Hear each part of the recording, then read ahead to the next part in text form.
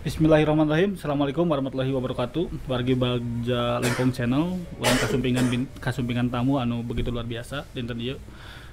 Tokoh muda, mantan bukan mantan aktivis tapi beliau masih tetap menjadi seorang aktivis. Pernah menjabat sebagai ketua KNPI di Kabupaten Bandung, menjabat kepala desa, dan hari ini beliau begitu konsen dalam peningkatan kesejahteraan masyarakat di Kabupaten Bandung.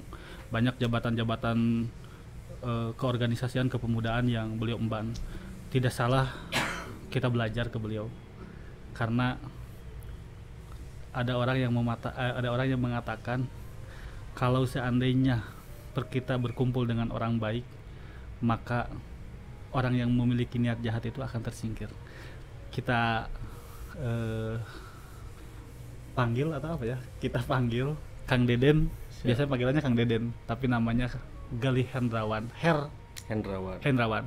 Mangga Pak Galih, kalau saya biasanya ngambilnya Pak Ketua. Mangga Pak Ketua untuk memperkenalkan diri. Assalamualaikum warahmatullahi wabarakatuh. Saya Galih Hendrawan, Kepala Desa Tegaluar, Kecamatan Bojong Soang, Kabupaten Bandung. Tak pengintan anu teh disampaikan. Eta unggul Pak. Tadi tami-tami teh Pak. Ketua kawitan aktif di tahun sabaraha Pak Ketua? Aktif di organisasi itu sejujurnya di SMA lah. Mulai di tingkat Karang Taruna RW, tingkat Karang Taruna Desa. Alhamdulillah majeng ke tingkat di kecamatan. Sehingga tahun 2004 itu masuk menjadi ketua PK KNPI Kecamatan Bojong Soang. Tahun 2004. 2004 sampai 2011. Di 2011 alhamdulillah di 2004 itu kepemimpinannya Pak Bupati sekarang.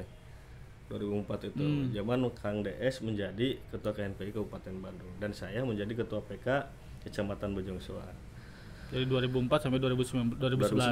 Nah, Dari 2011 itu kepengurusannya Bung Topan. Kepengurusan Bung Topan alhamdulillah saya masuk di jajaran kepengurus wakil ketua di sana. Sampai 2016 alhamdulillah 2017 saya mencalonkan diri sebagai ketua KNPI Kabupaten Bandung. 2017. Itu pada waktu umur 30 tahun. 2017 itu. Ya, 2017. Dan terpilih waktu itu kan? Terpilih alhamdulillah. Alhamdulillah. Sampai tahun berapa itu? 2019. 2 tahun ya. Ya, Kan PU pengurusan 2 3 tahun. tahun. Oh, 3 tahun 2019 berarti baru beres. Kalau KNPI ini kan perkumpulan daripada organisasi. Ya, heterogen. Itu berangkat dari mana, Pak? Saya dulu berangkat dari pertama mungkin karena sebagai ketua PK KNPI. KNPI. Ya, yang kedua sebagai anggota Pemuda Pancasila gitu ya. Dan yang ketiga mungkin dasarnya adalah sebagai wakil ketua di KNPI tersendiri. Jadi gitu. organisasinya kan ada yang organisasi induk lah. Ya. Gitu. Nah sementara organisasi induknya waktu dulu rekom awal dari Pemuda Pancasila. Nah, kalau mencalonkan jadi kades tahun berapa itu? 2017. 2017. Ya. Bareng dengan KNPI atau KNPI 2016. Oh, KNPI 2016. Kades KNPI 2017. 2016. Kades itu 2017. Berarti KNPI dulu baru, KNPI dulu baru masuk di kades. Ya. Nah, sekarang karena begitu heterogen di KNPI, ada nggak yang bisa diaplikasikan di di desa gitu kan? Ada Ya. perbedaan nggak ngurus desa dengan ngurus organisasi? Sebetulnya hampir sama antara KNPI dengan warga masyarakat desa Tegaluar karena kalau di desa itu heterogennya karena masing-masing mempunyai ide, gagasan dan pikiran masing-masing di setiap warga dan kita harus bisa menyikapi apa yang keinginan warga itulah. Tapi kalau misalkan di KNPI itu heterogen karena organisasi kepemudaan baik di Gemuis, baik dari kekaryaan maupun nasionalis itu kan ada semua di situ. Heterogen baik di kecamatan. Masyarakatnya hampir sama heterogen kayak gitu juga. Hampir sama cuman karena sebetulnya KNPI ini adalah kawah canda di muka gitu ya. Untuk generasi muda gitu ya. Kawah canda di muka ini berdasarkan bahwa kita harus mempunyai ide dan gagasan tentang kepemudaan tersebut.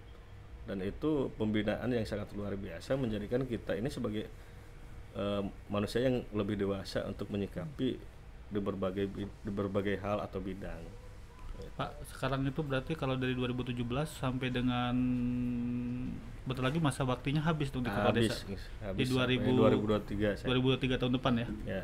Habis. Masih lanjut kades. Dah, kumaha masyarakat we uing mah. Ya. Terus tuh. Tapi gini Pak.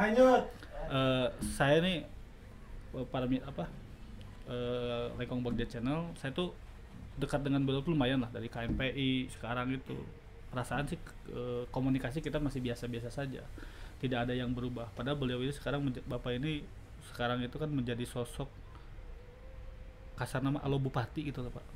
Apa itu berdampak gak Pak dengan kehidupan Bapak atau biasa-biasa saja? Enggak, biasa saja lah. Biasa saja. Enggak ada.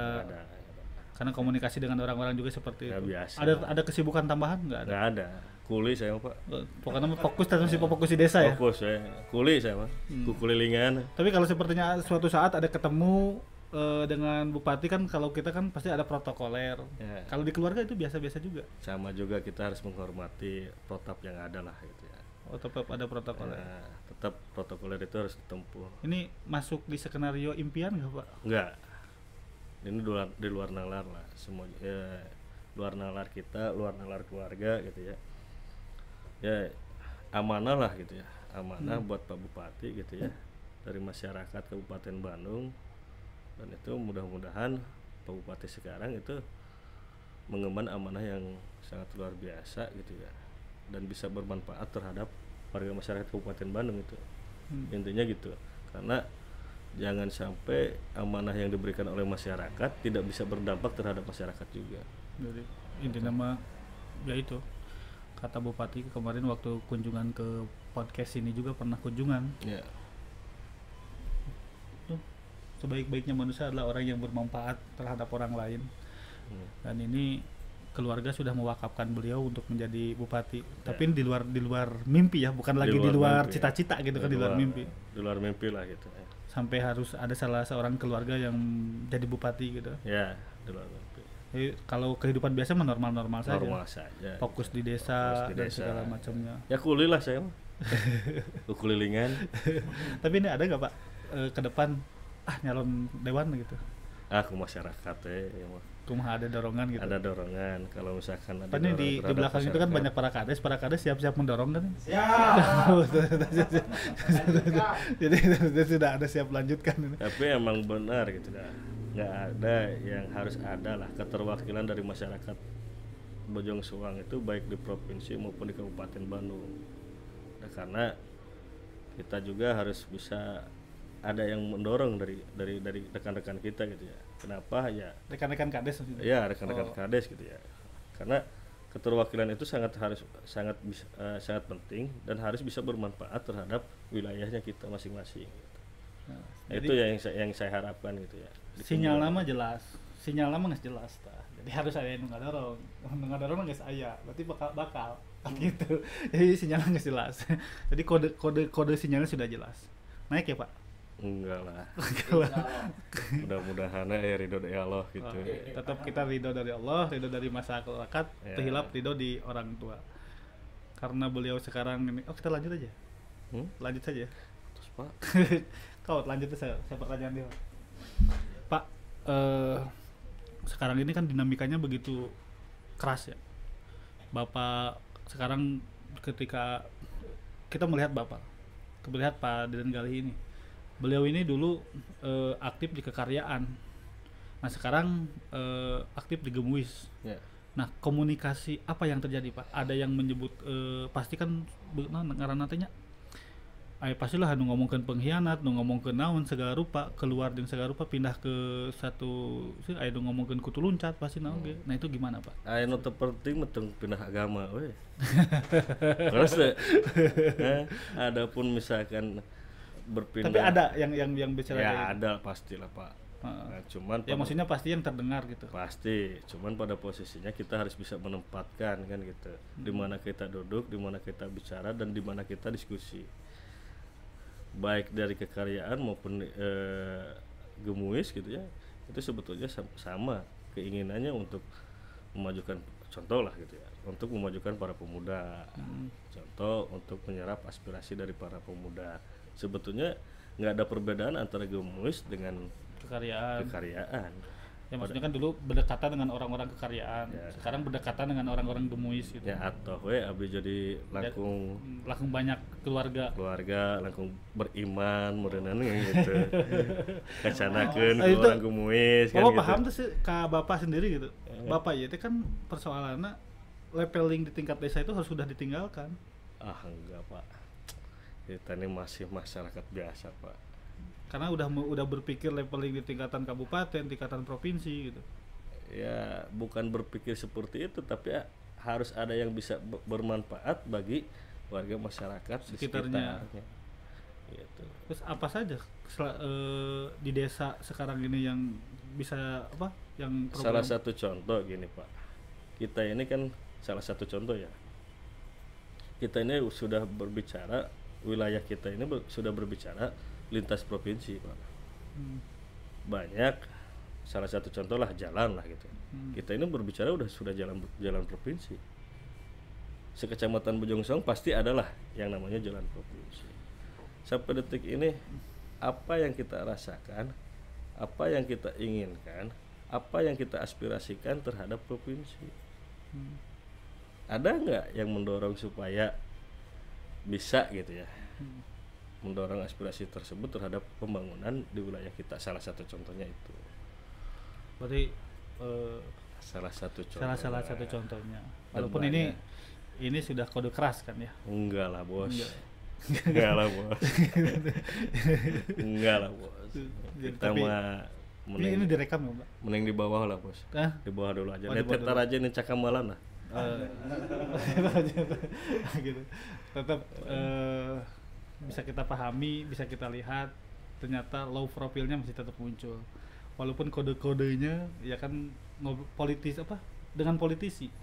Jadi leveling politisi beliau ini sudah bukan lagi leveling politisi di tingkat desa seperti seperti saya kan gitu, masih leveling dengan RW, dengan RT ya di tataran desa. Tapi beliau nih udah berbicara tataran-tataran di tingkat provinsi. Tapi saya masih ingat dulu waktu ada pertanyaan yang menohok buat Pak Jokowi, karena Pak Jokowi itu mencalonkan padahal belum tamat dia priorisasi di gubernur. Alasannya supaya penataan kota Jakarta dan lebih luas lagi Indonesia itu lebih bisa ditata lebih baik. Yang mudah-mudahan dengan obrolan barusan, walaupun levelingnya masih pada leveling desa, tapi mimpinya sudah mimpi menjadi DPRD Provinsi Jawa Barat gitu. Ampun bos. Ampun bos. Ya mudah-mudahan Amin. beliau ini bisa lebih memberikan manfaat yang lebih besar buat masyarakat lebih luas lagi Kabupaten Bandung. Jadi ulah hilap 2024 tetap cicing di desa heula. Ulah bakal ka mana. Itu unggul penginten ti abdi hatur nuhun sakali deui karena begitu kesibukannya. Ini waktu juga kita minta 10 menit sengaja. Jadi kita nanti di-share-kannya hanya yang 10 menit saja. Mudah-mudahan wargi desa Tegaluar khususnya dan grupan KNPI dan grupan Karang Taruna umumnya seluruh masyarakat desa Kabupaten Bandung tong hilap di subscribe di subscribe dan di like di Lengkong Bagja channel Antosan Tayang Lonceng. Alhamdulillah.